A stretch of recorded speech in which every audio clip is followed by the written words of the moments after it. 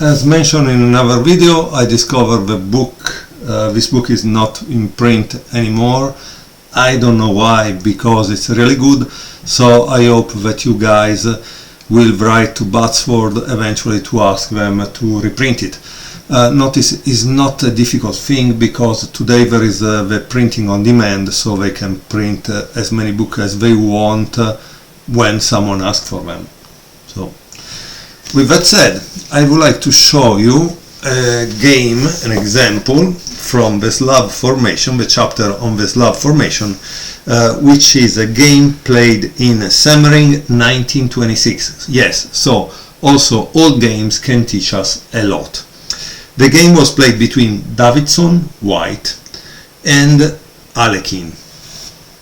Davidson begins with d4, d5, c4, c6, knight f3, knight f6, e3, e6. So we have a triangle formation. This triangle formation is similar to the Colley opening that white plays.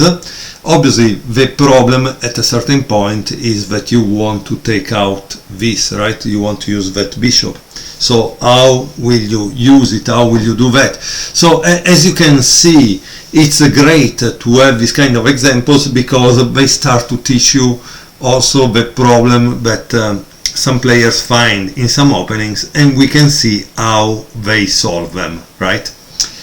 Knight c3, knight bd7, queen c2, bishop d6, bishop d3, castle, castle,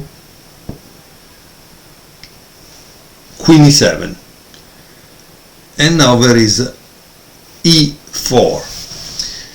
Okay guys, at this point I urge you to pause the video and think for the black side, Alekhine.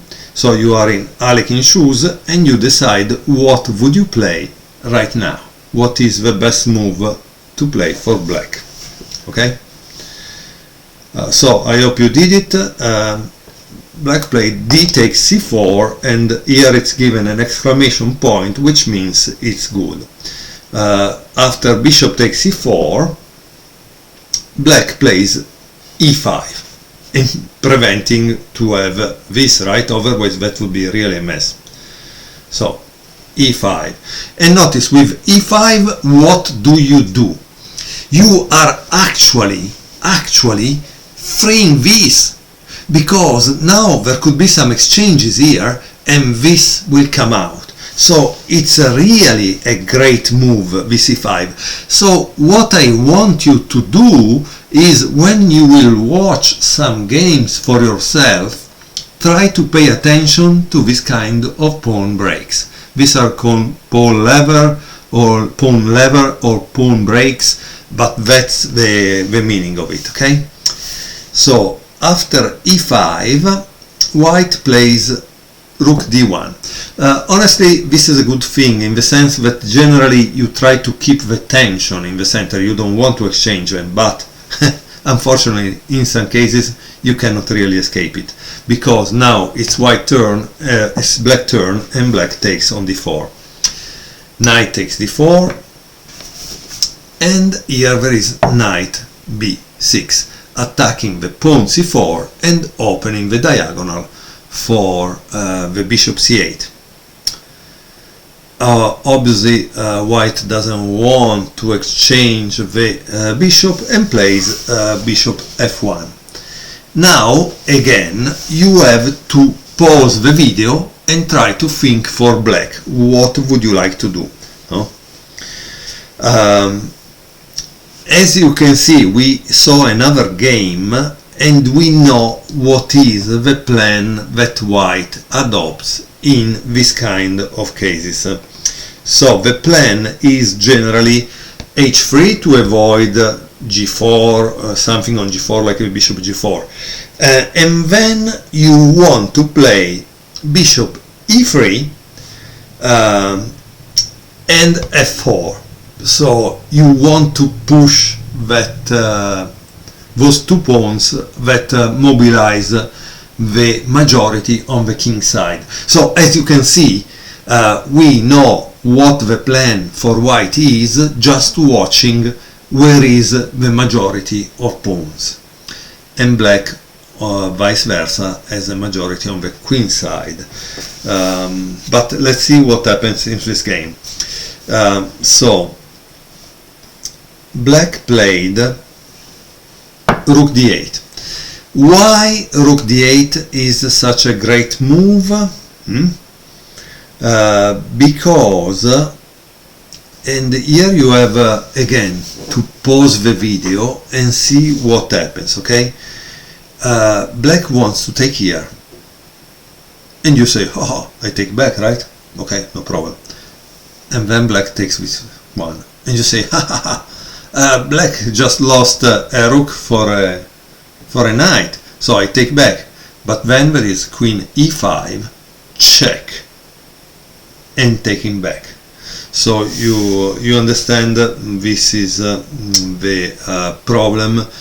You say, but black just won only a pawn. Oh, yes, but a pawn in the hands of Alekhine obviously is something you don't want to give him, because like they said for Fischer, once they have a small advantage, they know how to convert it into a win. Okay, so rook d8 has this kind of terrible threat on h2. So white played h3, right? So you cannot take there. Very good. But black found out another move that was really good. Can you see it eventually? Once more, it's in this case it's a kind of checkmate threat. The threat is this practically. He played bishop c7, no? And the threat is rook takes d4, rook takes d4, queen e5, obviously threatening, or queen h2 checkmate, or you have to give him up the rook, and so black has gained an entire piece, right? So what did white play? He played bishop e3, defending the problem, the fight that was going on, and that normally we wouldn't see. As you can see, it's also exciting to see these games, because they are teaching us to see a little farther and understand why some moves were played, okay?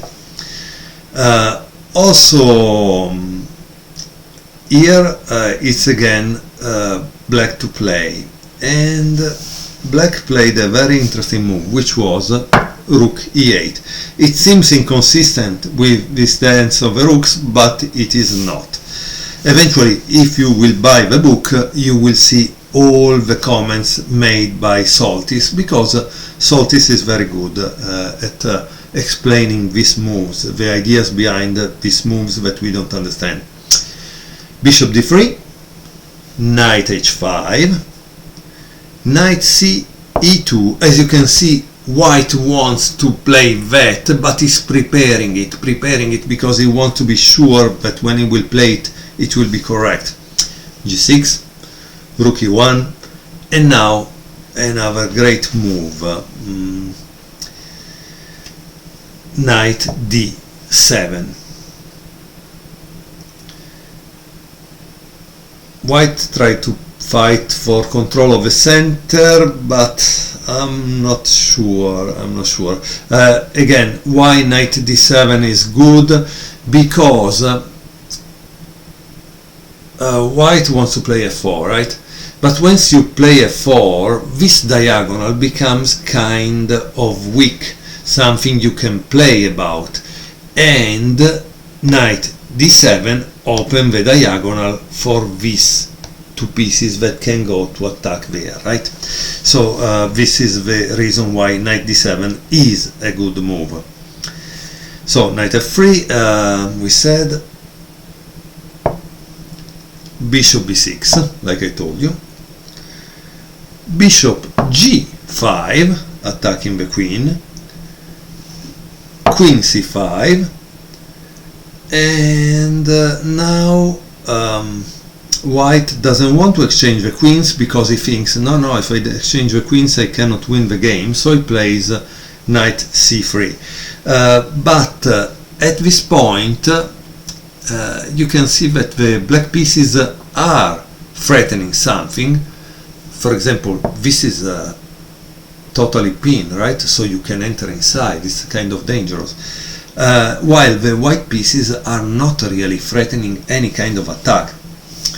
Okay, so let's see what happened. After knight c3, black continue with knight e5. Knight takes e5, queen takes e5. So remember that this is pinned, because this is a big problem. Bishop e3, bishop c7, knight e2, queen f2 check, sorry, queen h2 check, king f1, and now guys I want you to pause the video and find out the next move by black. Of course this move is clearly a tactical shot. A tactical shot that bring another of the pieces never used up to now, and we are at move 25, into the game. So I hope you pause, and now I show you the move. Bishop takes h3, boom. G takes h3, queen takes h3, king g1. Obviously you have to continue here, and the continuation is bishop h2 check, king h1, and now it's interesting. Tac, tac, tac. So this one needs to be kind of neutralized in some way because it's blocking the checkmate. So that's kind of interesting. How did the black did it? With knight f4. Knight takes f4, bishop takes f4 check, obviously a discovery check, king g1, and now that knight is not there anymore, so we can continue with our boom, bishop h2, and king h1, and now there is an amazing move, very amazing. Because he can escape. Okay. So he played queen f3. Obviously the king takes on h2, and finally black lifts the rook, and now obviously he's trying to avoid the checkmate. He tried to sacrifice the queen, but after this takes, I think you know what happened, right? Obviously the next move is queen h5 check, and after that there is queen take c5, and black wins. So he says that one should also watch the supplemental game number 2 in this chapter to better understand what happened, because it's a very similar example. I hope you enjoyed this game. It comes from Pawn Structure Chess by Andrew Soltis. Please eventually try to write to the publisher to have it published again, because it's really a good book, and they should try to distribute it around as much as possible. It's really a beautiful book. Thank you very much for watching. See you next time.